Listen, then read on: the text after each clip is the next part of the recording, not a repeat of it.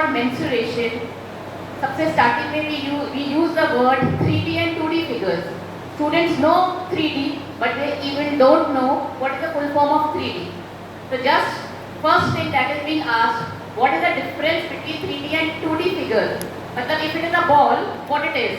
Then normally answer comes as circle. When I ask, are you able to draw it on a board? Yes, they can.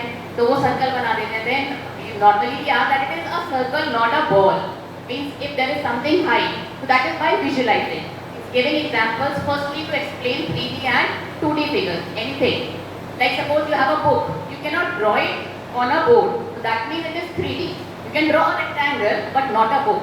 So that is how we come to know the difference between cuboid and a rectangle, a cube and a square. Then to explain what is cube, what is cuboid, we have chalk box, we have duster, and other things like chalk only we have, that is a cylindrical shape, and all those figures can be stated like that.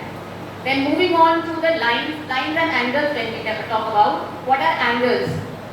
If everybody knows what are angles, but if I ask define angle, then nobody is able to define angle. Just open two arms, whatever inclination you have, that is an angle.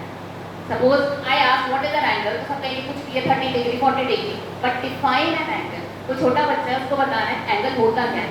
Suppose I have these two fingers, I open them like that. So whatever inclination I have, that is an angle. Straight angle, straight line if we have to say. So just straight line we can say like that. Perpendicular lines अगर हमें बतानी है, we can give the examples of walls. एक side wall है, दूसरी side wall है, बीच में there is a floor.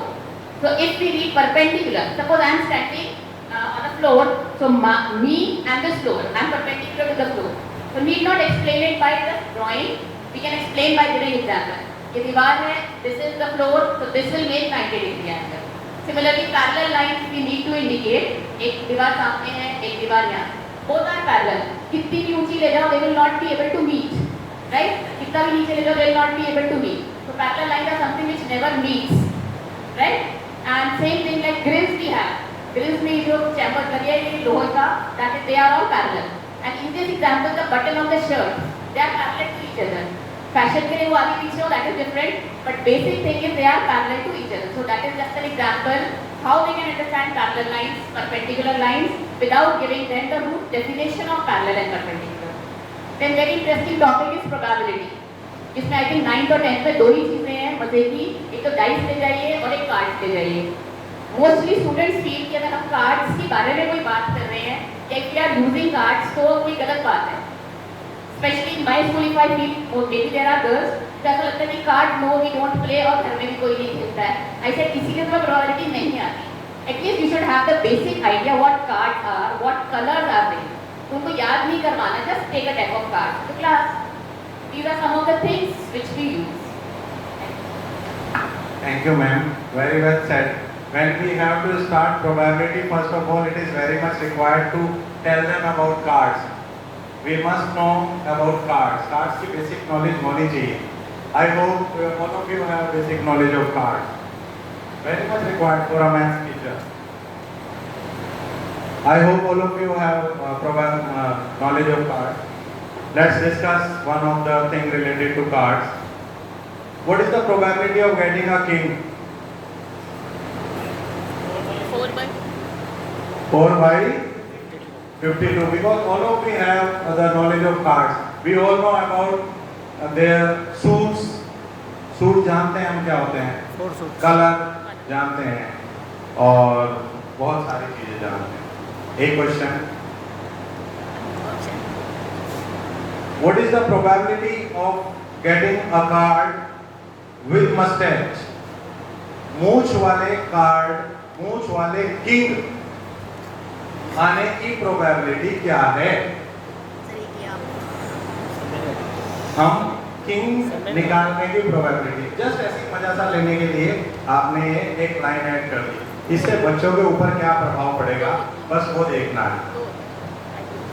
मूछ वाले किंग आने की प्रोबेबिलिटी क्या है? Just raise your hand. इसके लिए तो 1 सेकंड की भी जरूरत नहीं है. Just raise your hand and tell me your answer. What is your answer?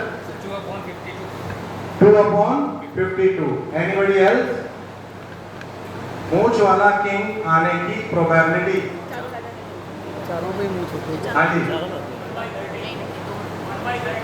1/13 sir ने कहा 1/13 क्योंकि 4/52 को सर ने डिवाइड कर दिया। Anybody else? ये बड़ा आश्चर्यजनक है।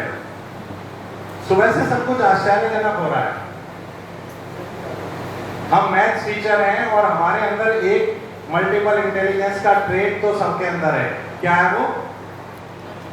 क्या है वो? Pattern learning. कुछ लॉजिकल रीजनिंग होनी चाहिए। अगर मैंने पूछा, सर ने बताया 2, आप मुझे बताओ 2/52 कैसे? राइटिंग जो ब्लैक कार्ड है उसमें सर मैथ्स में आई थिंक का कोई ऑप्शन ही नहीं है। मैथ्स तो तर्क संगत है, तर्क होना चाहिए। अच्छा, मैं अगर इसका आंसर दूं, आप जस्टिफाई कर दोगे? सिर्फ आंसर मैं दूंगा, जस्टिफाई आप कीजिएगा। Please sit down.